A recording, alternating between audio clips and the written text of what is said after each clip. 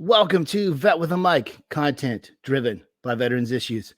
So today we're going to talk to Ricardo, who has just got a fascinating story. He's an Army veteran and a former sniper who was a member of the 5th Brigade, what many people call the Forgotten Brigade.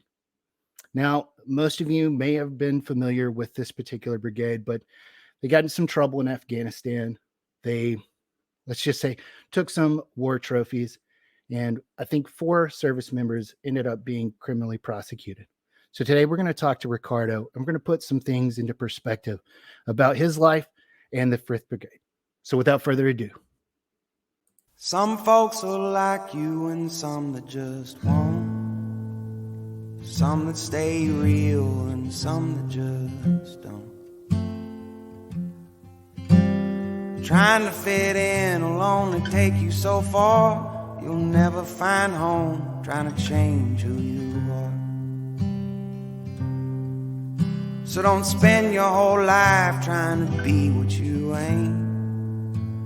You can't hide your heart with a new coat of paint.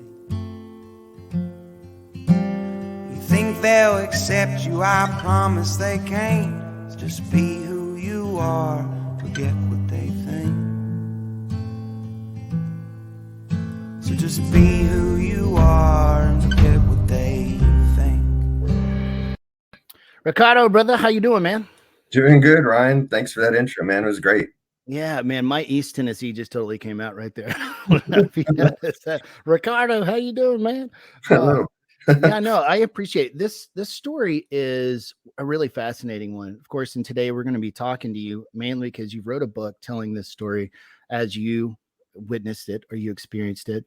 And you've got just a lot of just great material that's packed into this book. I have not read it all, so I'm not trying to misrepresent you at all. But I will tell you that Ricardo is a pretty cool dude, and we're going to unpack a little bit of his life. So let's just start from the beginning, man. Why did you decide to tell this story?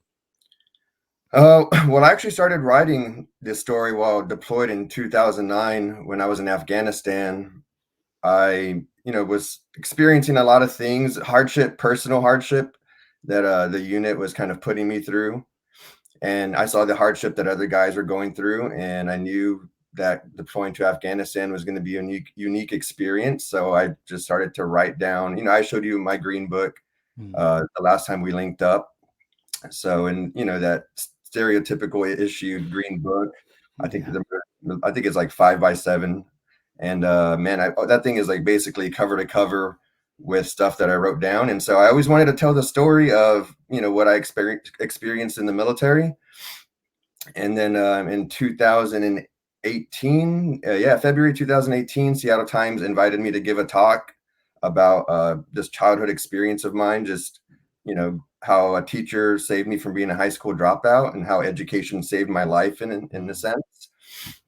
And when I gave that story, it made me realize, like, man, this is just one story from grade school. I've got tons of crazy stories from grade school because parents divorced from a young age, kind of raised myself. So, I figured, hey, if I write about the craziness I experienced before ending up in this, unit that had a crazy experience, maybe it brings more validity to the things I say rather than just being like a story about a military unit, maybe this disgruntled soldier or this, whatever.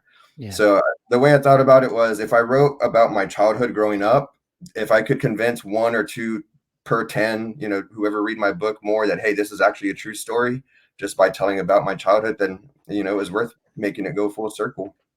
Yeah. We talk a lot about, we take who we are to the uniform, right? And specifically when it comes to like psychological issues, we talk a lot about the diathesis stress model, right? And for those of us who are watching the video, I will yet again use this analogy. So if this is essentially, this container is essentially your mental health, right? So you have a certain bit of liquid that is your genetic contribution, right? So then the environment pours in liquid into this container as well. The resulting spillage is disorder. Okay. So some people's liquid level is a lot lower than when they start, right? And Other people, maybe less fortunate, have just a ton of environmental liquid that they get poured in on top of. So this is kind of an explanation. It's at least a hypothesis of why certain people develop pathologies coming out of the uniform and others don't. And it really depends on what your level of liquid was when you came into the uniform. And so let's just say aversive childhood experiences are a pretty strong predictor. Yes, ACEs should be Yeah. definitely something that gets taken into consideration before people are allowed to join the service. Because, yeah, I mean, those high ACEs scores and getting yourself in more trouble in the military like that, could. Well, I have to push back on that. And this is the reason why is most of us come from pretty economically disadvantaged backgrounds, and poverty and ACEs scores are usually pretty strongly connected. So I don't want to take anybody's opportunity to change their status or station in life away from them. I know that was me. I'm a poor white kid from East Tennessee, grew up with some, let's just say, some disadvantages.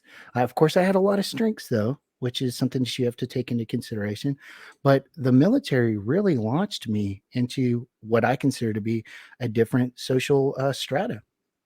I would have never been able to go and do the things that I did in academia without the uniform. So I think that we should be careful in making those considerations. Although I understand the consideration that you just Yeah, I mean, that was mentioned. kind of a Yeah. broad statement. Of course, Right. maybe we should limit combat jobs to those people or things like that in a sense. We got to think about it more, than a quick 10-second me throwing something out there. But but Yeah, yeah, well, yeah, I mean, but yeah. military leadership is, man, that's about 5 seconds longer than they're going to give it. Yeah, But no, exactly. I mean, the reason why I say that is because it is so, it's difficult to predict because that level of liquid that you take into the uniform, and it is remarkably subjective. So you can have somebody who has no ACE, or a low ACE score, but just has a lot of genetic contribution, and it will end up being the same result. So it's the transaction that I think is the most important, and the military itself is kind of well, it's highly variable. Your experiences are obviously going to vary from job to job, from branch to branch. And just because you're a high speed low drag army sniper doesn't mean that you may not see the exact same experiences as somebody who maybe they're a National Guard member who just had a really rough deployment. You just never know what we take into the experience and what we get while we're in the uniform. But I digress. Let's talk a little bit more about your book, Born to Fail. All right. So Okay. let's talk about some of the meat and potatoes of the book. Obviously, I mentioned in the intro and just a second ago that you were an Army sniper. So I'm sure everybody out there is wondering, how the hell did you become an Army sniper? Because obviously that's a position within the uniform that has a lot of let's just say prestige. Yeah, in the army, it's actually kind of difficult to become. You have to get lucky in essence, right? I actually lucked out. I got put into that brand new unit that had no weapons, no vehicles, no buildings, no anything, and they had they had spots they needed to fill. So I started as a 240 machine gunner. I was, started out as a machine gunner, and it was kind of, this weird. I grew up on a 120-acre ranch in Texas, shooting rifles my whole life. And so when I get to my, infantry line platoon, I'm thinking like, man, I hope they put me on a rifle because that's how I can feel I can best contribute to what I've been doing here. And then they're like, here's this 30-pound machine gun, and I'm just like, And I was mad at first about it because I'm like, man, like I said, I've been shooting rifles my whole life, and I feel like I'm, pretty good at it. So I was mad about getting handed that machine gun, but man, you get handed a machine gun and you take it to the range, and you quickly get over being sad about Oh having a yeah, machine it's a gun. blast. Yeah. Yeah, so I quickly got over that, and having to lug around that 30-pound hog that just empty, on top of the ammo and all the other good stuff that goes with it. Were you a saw gunner or did you get the 240? No, the 240, yeah, 240 Oh gun. man. Woo. Yeah, That is a so heavy bug. Yeah. yeah, I was like one of the smallest guys in the squad, and they put me on the 240. I'm like, let's do it, So How did I they mean, decide? How did they decide that? Like me, I was 250 in the uniform, man. So it would obviously they would look at me and be like, "Yeah, you're gonna be a machine gunner." But how did they select you for that? Yeah, I mean, I'm 5'10", and at the time like 170, so I'm not the smallest guy, 5'10", 5'11". So I don't know, honestly, like I wasn't the other guy they chose to be, because I was on the weapons squad, right? We have two 240 machine Mhm. gunners, and we talk the guns. Yeah. And so the other guy they chose, he's probably like 6'1", 6'2", Native American guy, and he's probably, when we deployed, man, he was a monster. He was probably Mm. like 225 pounds of just muscle. Like he was a big dude. And so yeah, I mean, it motivated me to try to keep up with them. Just like he was the other 240 gunner, so I had to bust my ass to try to keep up with him. And it really got me, I have a never quit mentality. So I was like, man, no matter how much it sucked, no matter how tired I was never going to quit. And it really got me in shape and physically fit and ready for the sniper tryout. Because one morning they asked, hey, who wants to try out for the sniper team? And I was just like, I was like, me, I kind of like hesitantly raised my hand because I was like, they've been training me as a machine gunner for months. Will they even let me try out for the sniper team? And so, yeah, I raised my hand. They took a couple guys' names down, maybe like 15 to 18 of us, 20 at most. And it kind of weirded me out, right? I mean, you have over 100 guys here and only, easy 150 guys, and less than 20 are going to raise their hand to try it for the sniper team. I thought everybody's hands were going to shoot up. And I was really surprised by that. And I was like, wow, okay, and yeah, so, and what was funny about it was a tryout for 3 sniper spots. But 2 of the guys who raised their hand that morning were already combat experienced Ranger tab. One's deployed with Ranger Battalion. And so, we knew that it was a tryout for 1 spot because those 2 guys were more than likely going to be 2 of the 3. Yeah. And yeah, it was, I really had to study hard and, hit the book because it was not only like physical, it wasn't only a physical tryout. We had to interview. They tested us over like propaganda. They had us read FM, a bunch of FM manuals, the Army's field manuals for war crap. Well, yeah, and there's quite a bit of math. The longer the shot goes, you can't just. It's not a. There's a lot of prep to work like that. That I don't think a lot of people realize that with that distance comes a little bit of accounting for certain variables. Yeah. Yeah, and that's a big part of sniper school. They in sniper school, one of the first things they drill into us is sniper school is only 20% shooting. Mm-hmm. So it's like shooting is what we do, but you always say you can train a monkey to shoot a gun, right? You can train people or anything really to get behind a trigger and squeeze it. So it's about being to employ and think about what's going on, of course. And really, our main job is to survey and get reconnaissance and get information, battlefield information, and pass it to the commander. Worst case scenario is, having to take the shot because we're there to observe and be a force multiplier, more so by passing along that battlefield intelligence and taking out key leaders. Yeah. So how old were you whenever this happened? Like, how old were you whenever you got to the luxury, I guess, at this point of carrying a sniper rifle versus the machine gun? I was probably like 23. Okay. Yeah, 3 or so. So old enough, but still. Yeah, 23 is old in the uniform. Yeah, but yeah. Because I joined about 2 years after college, or after high school. I'm sorry, 2 years after graduating high school. So I turned 21. I want to say when I got first stationed here. So 20. Yeah, so like 22, 23, 23 at the oldest. So you tried out before you guys went on deployment, obviously, right? Yeah. So let's talk about this first deployment that you and I talked about. It was a particularly rough one, and this puts this whole 5th Brigade into context for people, because when you and I first talked, I believe it was you had 9 KIAs within the first 2 weeks, which for that AOR is just it's a detrimental amount of loss within a very short period of time. I mean, a lot of times people think of warfare and they think that there's a lot of casualties, but within the asymmetrical warfare, it's not nearly the for lack of a better word, body count that we saw in other engagements. So 9 was a remarkably high figure, especially in the short duration. So I wanted to kind of say that because The things that happened after that are largely informed with that initial loss, because it's real easy to, let's just say, have a lot of emotional content flare up within you when you're sustaining those type of losses, right? So let's talk about I think it was 2009, right? That was the deployment to Afghanistan. So Yeah. walk us through what that process was like for you. The process after the losses happened. Well, I know, I mean, just like day one, you're landing into to Afghanistan. Oh, well, I mean, the whole experience was really surreal for me because I got hurt 4 months before deploying, and my MRI results came in the day before I deployed. So I didn't even know I was deploying until the day I left. And That's yeah, nice. I had like 6 hours, and I had already lost my ID card. So I had like 6 hours heads up. I go to work, and they're like, "Hey, you're deploying today." And I was like, "Hey, I don't even have orders to deploy. Like, I need to take something to my apartment. If you think I'm leaving a day, I can't just leave my apartment, like."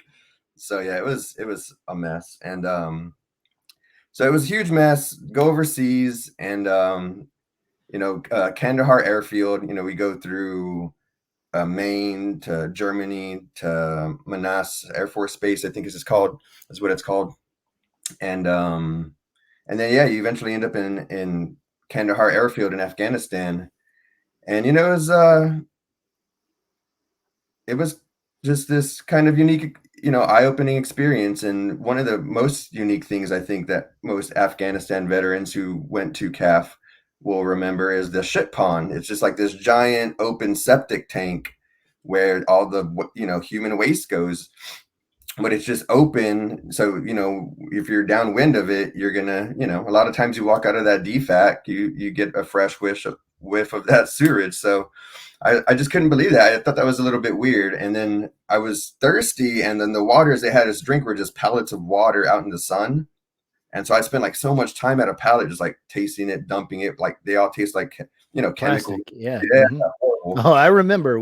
I wasn't in Afghan, but I remember Yeah, I'm sure it how. was like that in Yeah, Iraq too. I'm yeah. sure, most places, were state. I'm sure it's like that in Africa where our troops are in Hmm. Africa. I'm Yeah, sure yeah. it's everywhere. It's really a shame.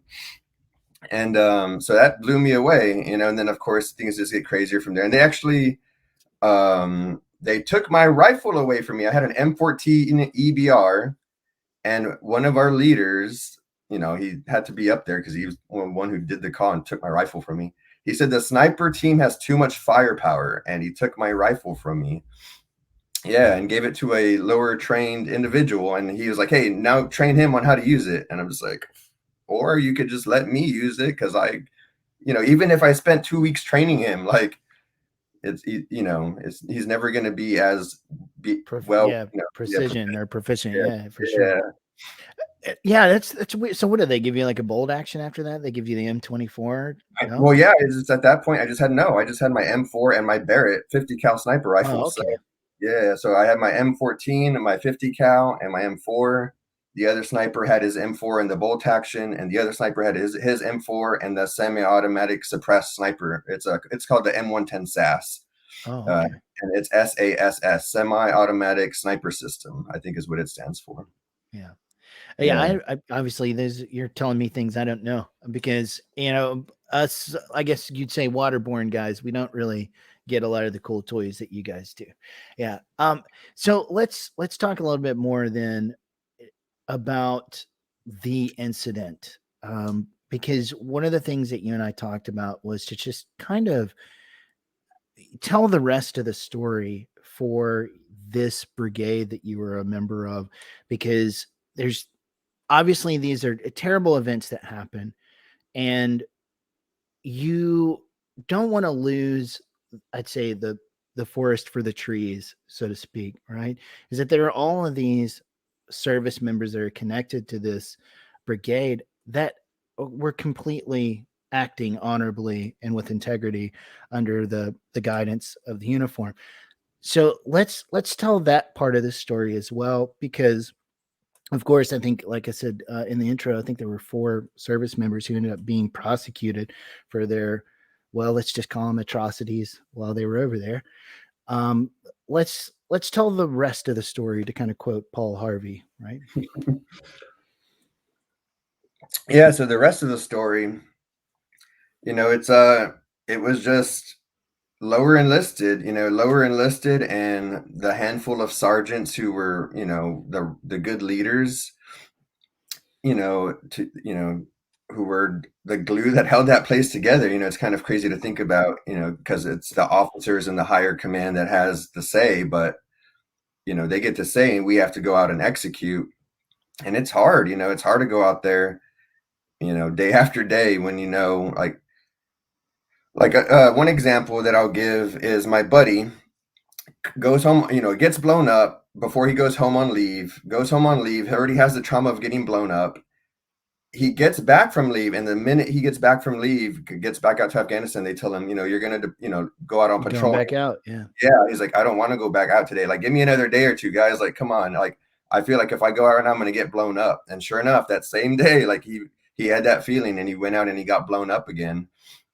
And so it's these brave guys, man. Like, every day we knew we were probably going to step on a landmine or probably going to hit an IED, and it happened so much. It was why so many, hundreds and hundreds wounded in action, dozens KIA.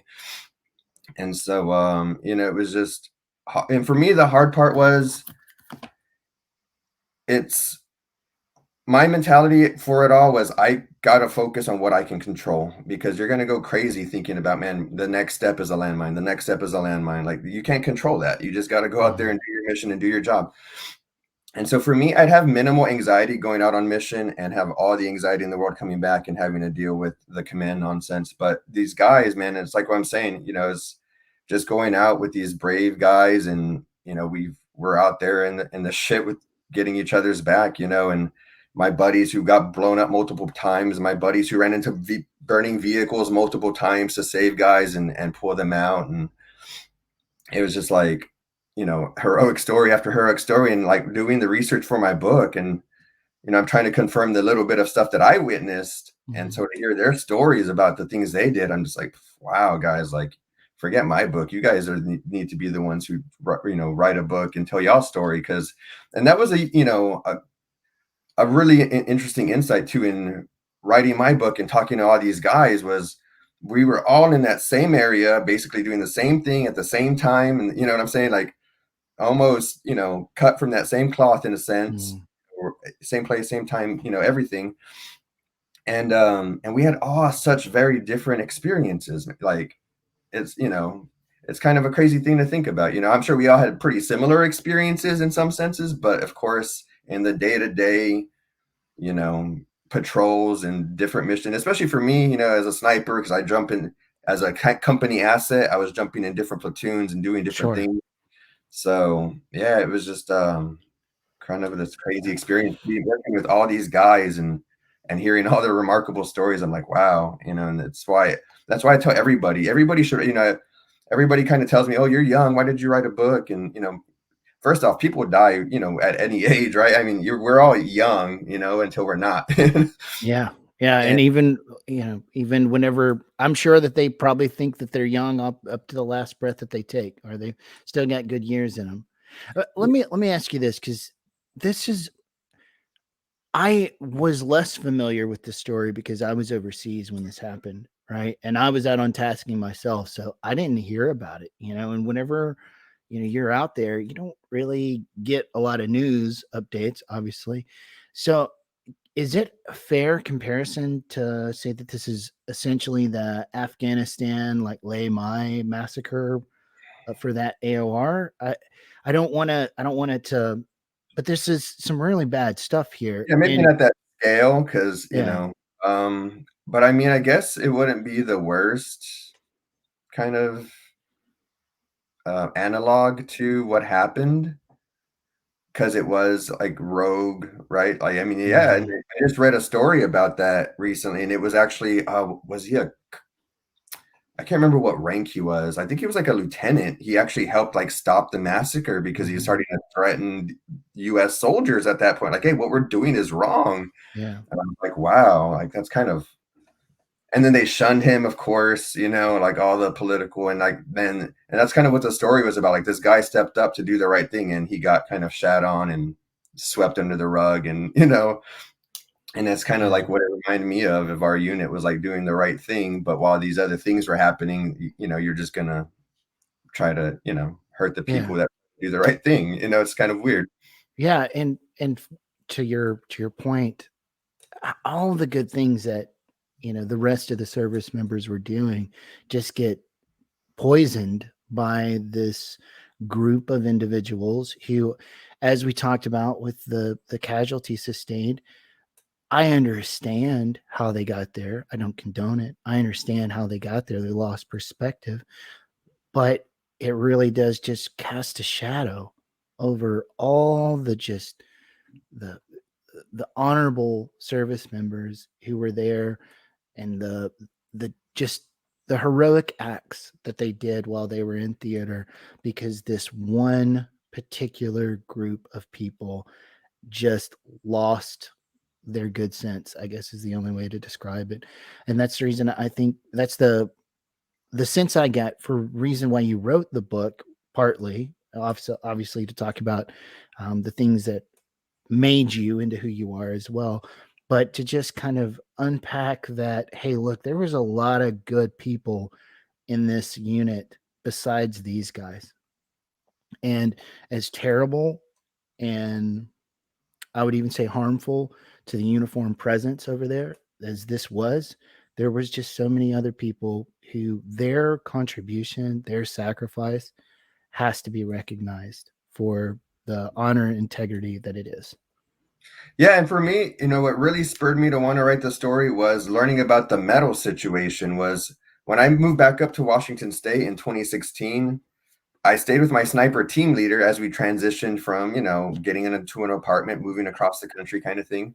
So I stayed with him for about 2 weeks. And when I first stayed with him, he was like, "Hey, did you ever get your medal?" And I'm like, "My medal? What are you talking about?" Like, he's like, "Yeah, your medal." He kind of like vaguely talked about it. I was like, no, I'm not worried about that stuff. Like, it's in the Like, past. what do you mean, like a car or what? What medal?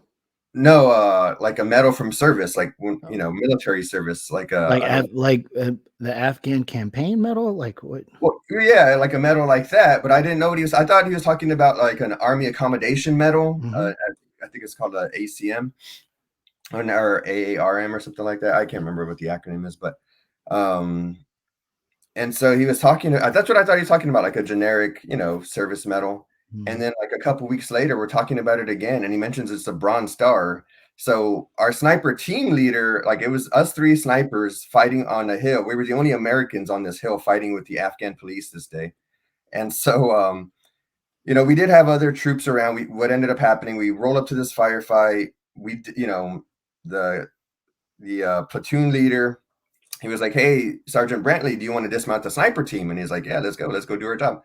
So we dismounted the sniper team. Everyone else stayed in their vehicles, kind of like securing the area, making sure the enemy didn't get out the back door. Mm-hmm.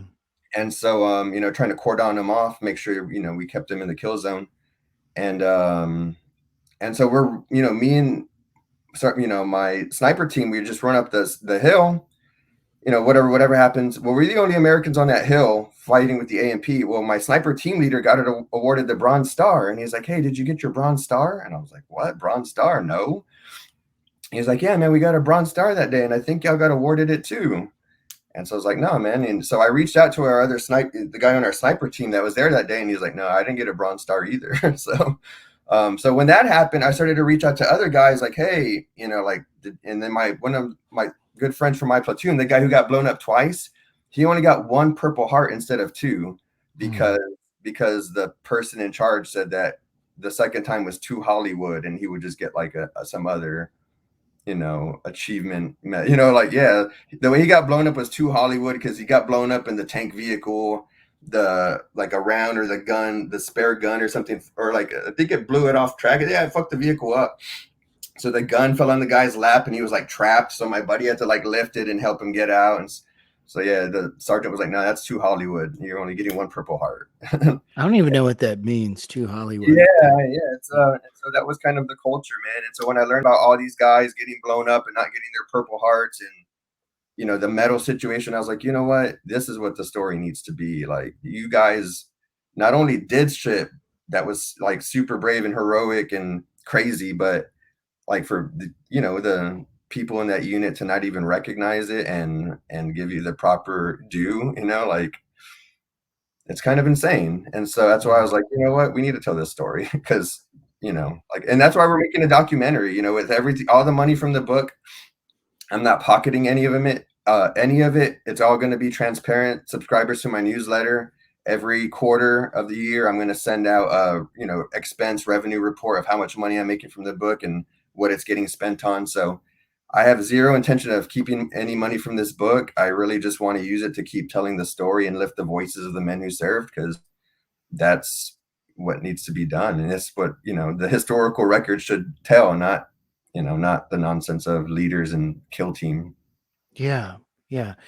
Did the Army ever rectify that? Did you ever get those I, things squared and away? I've been trying. I went through the whole chain of command from my captain early on, all the way to, I think it was a 3-star general who was in charge of Fort Lewis when that unit was stood up. And I basically told him, I was like, hey, when I emailed that 3-star, I was like, look, I've literally gone through the whole chain of command, and here I am at you. And this is what happened. I'm trying to get it fixed. Can you help me? Well, he emails me back and he's like, hey, thanks for reaching out. My buddy from Vietnam just got his Purple Heart. So I understand it's a process, blah, blah, blah. And I'm thinking like, wow, you're a 3-star general and your buddy from Vietnam just got his Purple Heart. Like, we have no hope. Like, we have zero hope if, Yeah. So yeah, it's been a process. I have tried to get it taken care of. And there are guys that I know now are kind of trying to work on their own personal award situation in the background. But yeah, I mean, I don't even care about my own personal award situation because, for me, like I said, those things don't define me. A bronze star on my DD-214 is not going to make me a smarter scientist or a better human being. So yeah, those things are important to me, man. It's just, for me, it's about taking care. And I mean, like, Purple Hearts and my buddies getting those are important because a lot of state benefits are tied to those things, and it can help their, and so for me, that's what's important. Like, getting these guys their bronze, at a minimum, their Purple Hearts. That's what's important to me. Yeah, I just can't help but to remember my own experience getting out. Like, it was like they gave me my DD-214 whenever I'm like the same day I'm supposed to catch a flight to leave, right? And so there's stuff that's missing. And I'm like, well, this is missing. Well, do you have anything to verify that? Yes. And my pack out from Italy when I left, this was never there was never a reason for me to believe that this wasn't annotated in my service record. Are you kidding me? Yeah. And so they were just like, well, you can sign it now and then you can get it amended later. And it has been a nightmare trying to get some of those things taken care of. I haven't received a single update about whether or not my DD-214 is accurately reflected now. But I just have all my documentation hopefully going, well, maybe at one point somebody will get around to it. But I love how you just kind of snuck that in there, like that will make you a better scientist. Because let's talk a little bit about Ricardo, Ben, because you've lived quite an interesting life after the uniform as well. It was a pretty interesting life while you were in, but you've also done some really cool things after the uniform. So let's talk a little bit about that. Currently, you're working at the University of Washington, correct? Yes. And you are a virologist, correct? Or you're working for a virology department? I work in a virology lab. Okay. People always say like, oh, you're a virologist. Like, no, I just, I'm a research scientist working in a virology lab. I wouldn't call myself a virologist unless I had a PhD in studying viruses, like.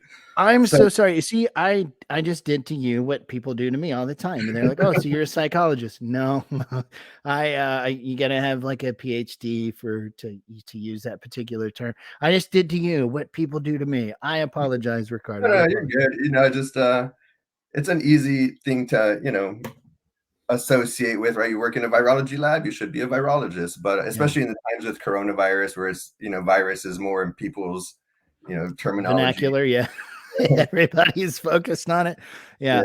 So let's, something that's really interesting because you got is it a molecular? No, I'm not even going to try to. You're an engineer of some stripe, right? Yeah, chemical engineering and chemistry. I have 2 bachelor's degrees. See, I started to go there and I second guessed myself. I almost said molecular at first, but I was like, that's not it. But yeah. So tell us a little bit about that patent you got, man. That's crazy. Yeah, I actually had that idea as a engineering student. It's just my phone case. So phones get hot. If you have a case, it's plastic. Plastic is an insulator. So when I was learning about heat transfer, I was like, dang, if we just remove a big chunk of the insulating plastic and replace it with something that's thermally conductive, it'll help the phone breathe. And it, just the natural currents in the air if you're outside, or you got a ceiling fan on, or if you've got a little fan in your room, or even just holding it up. Like, man, I used to hate in Texas, my phone would get hot, I'd hold it up to the AC, and it helps a little bit. It helps a little bit, drop it down, but it's in the oven, right? The second you pull it away, it starts to heat back up basically to the same temperature it was when you put it up there. But with this, it actually pulls heat away because, it's a radiator.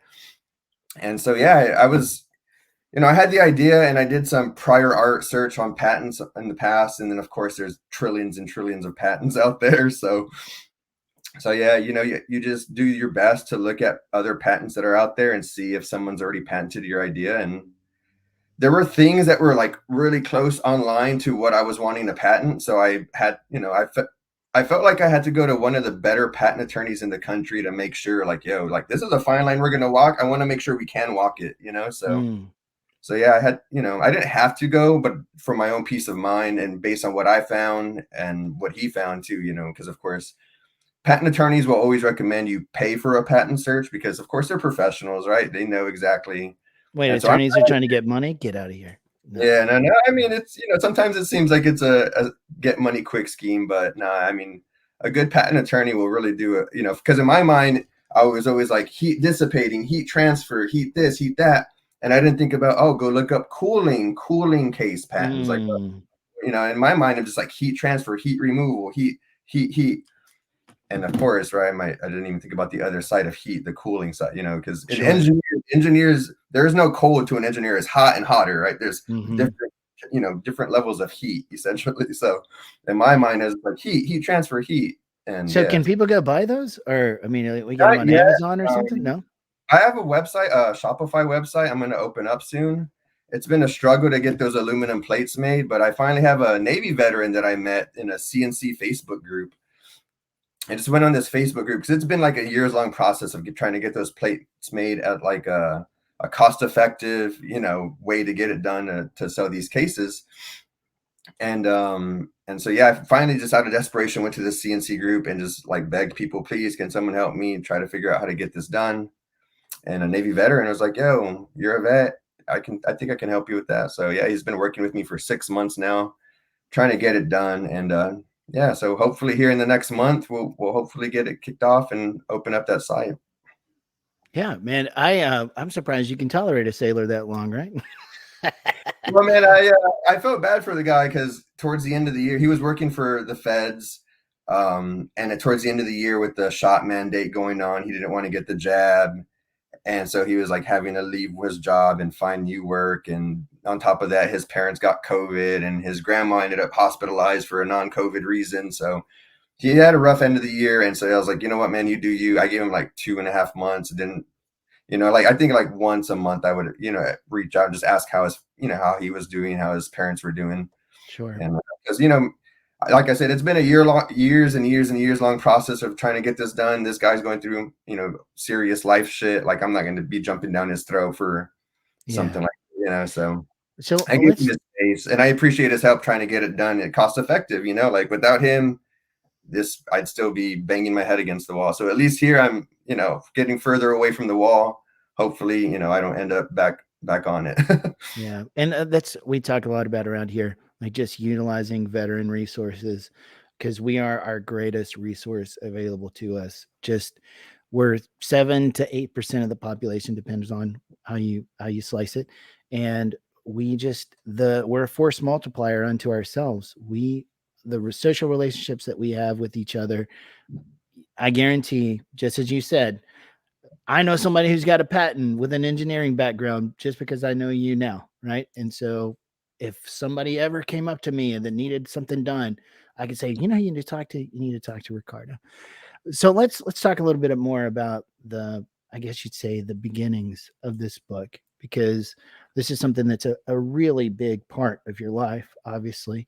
And like I say quite regularly here, I am not an emotional tourist, but whatever heartache you want to describe and your trials and tribulations that led up to your time in the uniform, let's go down that road. Yeah, for me, it was just I basically raised myself. I think a lot of people go through that struggle. It's a different experience based on the environment, right? For me, I was on a 120-acre ranch in middle of nowhere, South Texas. So, Hmm. I didn't have, cable TV. I had three channels. It was caught on an antenna, and I have to go up there and like twist the antenna. And my dad would be yelling at me like, "Twist this way," like a little bit. You're speaking my language, brother. Believe me. Like Yeah. I didn't even know what cable was until I was probably 12. Yeah, Yeah. so that's why I, grew up shooting because that was more fun to do than, to sit and stare at a half static screen. So I'd be Mm. outside just roaming the ranch with my one pump BB gun. And even after my parents divorced, they divorced when I was about 6. And at that point, like I said, I pretty much raised myself other than having to, shelter and feed myself, right? And that happened, for a little bit longer. And then at some point, you age enough to where you are expected to do that yourself too. And Wait, did so you have any siblings? Or is it I had just a you? sister who was 8 years older, and so it's funny because I was talking to somebody about this the other day. Growing up, I always had like a grudge against her for a while.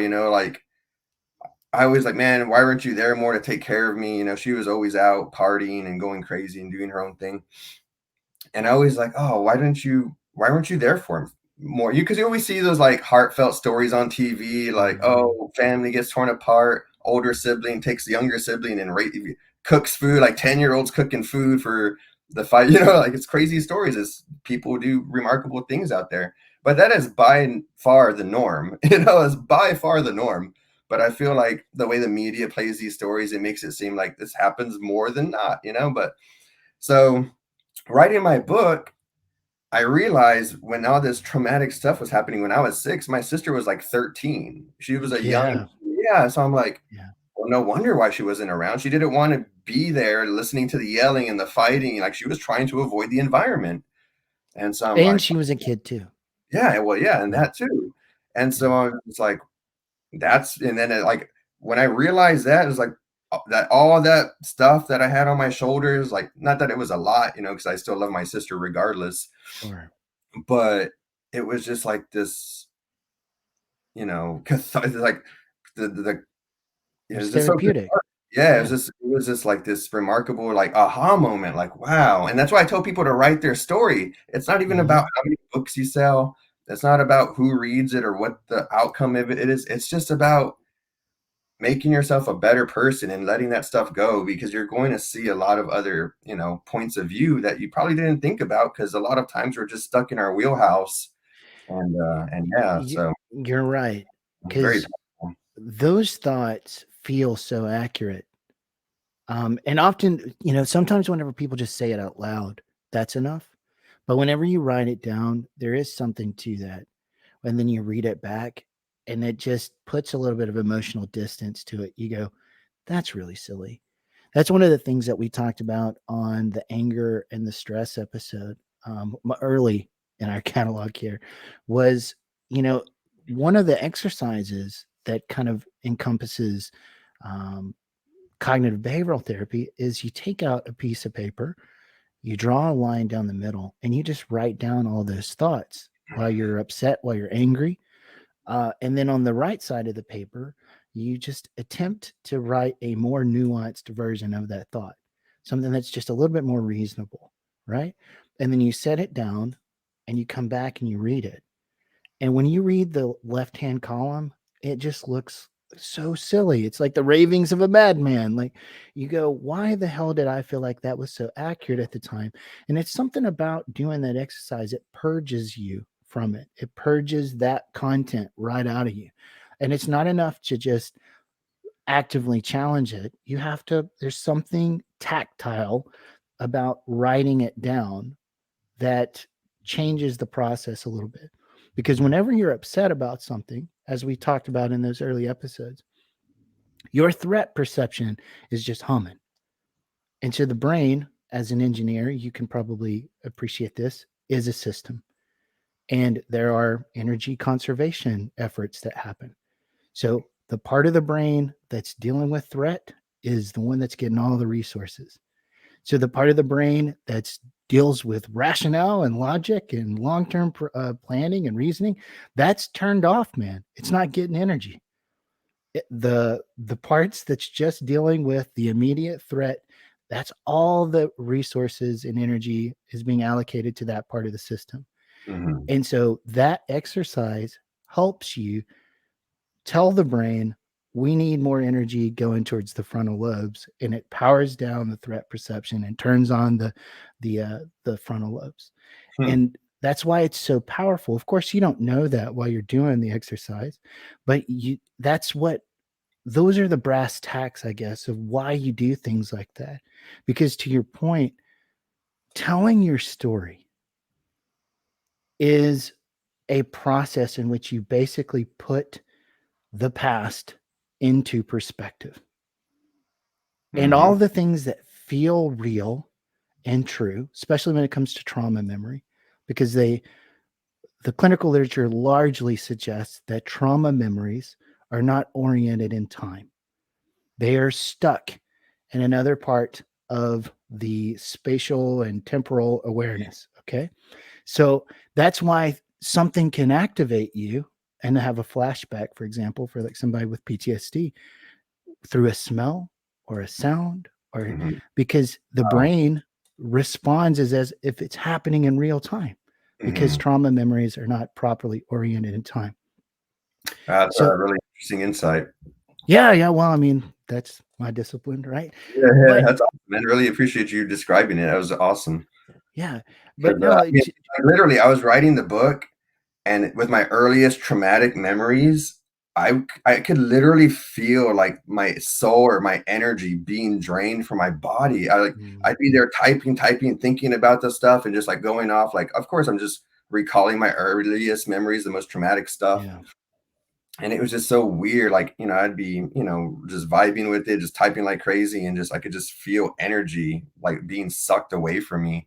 And mm, then what would really break me was my daughters at the time. My daughters now are 7 and 10, but at the time, my youngest was maybe 4 to 5, and my oldest, 6 to 7. And so when like I said, my parents divorced when I was 6. So yeah, I was in those age ranges of my most traumatic stuff writing. Those were the ages of my daughters. And so when my daughters, I would write at night when they were asleep. Everybody would be asleep, and I would work from like 9 or 10 p.m. till 1 a.m., throughout the night I'd work. And every now and then my daughters would wake up from their sleep, and they would come downstairs half asleep, and they'd be like, "Daddy, what are you doing?"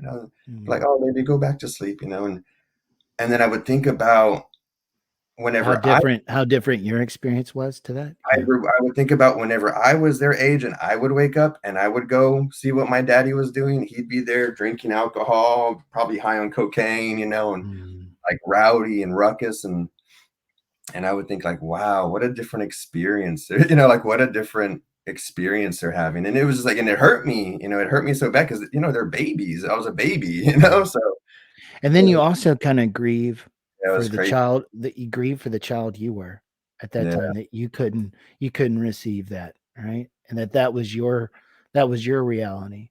And it really does. It's it's the thing that's so beautiful about the brain, right?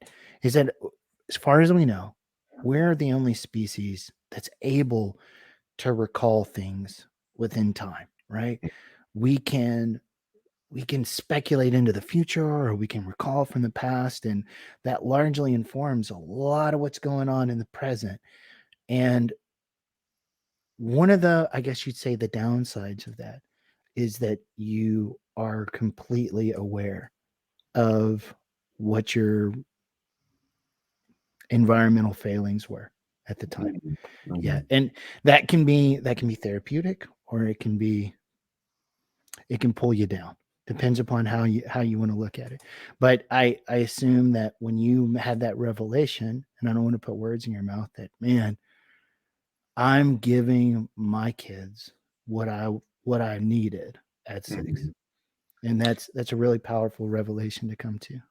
Yeah. It's obviously, that's important times we can never get back our childhood and very formative times, but without the things I experienced, I wouldn't be who I am today, so I know, it's pretty cliche. A lot of people say, I'd never change anything in the past, but hey, it's a cliche for a reason, right? I feel like cliches are, a lot of times they're like that because there's a lot of truth to them, where, Yeah. Well, where they become repetitive because at some point they were really insightful, and which I have my own cliche. It's everyone says they want a knight in shining armor, right? But a knight in shining armor has never been to war. They've never had their metal tested. So I just go, well, give me the knight who's got the dings and the scrapes and the dents in their armor, because they know that their metal has been tested. And I just say, I know that my metal has been tested. And Ricardo, it sounds like your metal was tested, and you know that there is such a thing as post-traumatic growth, right? So we go through these terrible things, but then guess what? We're able to cultivate a sense of resilience and go on to do really great things. And those are the things in which you've done.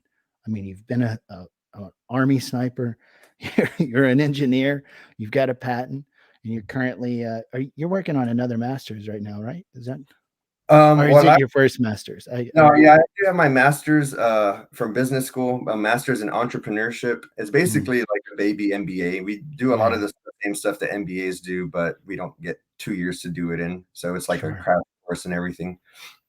And so yeah, and actually we're talking about the PhD programs and the PhD grind. So do you still have any hope? I don't remember if we talked about that. Oh yeah, well, we'll talk more about that offline.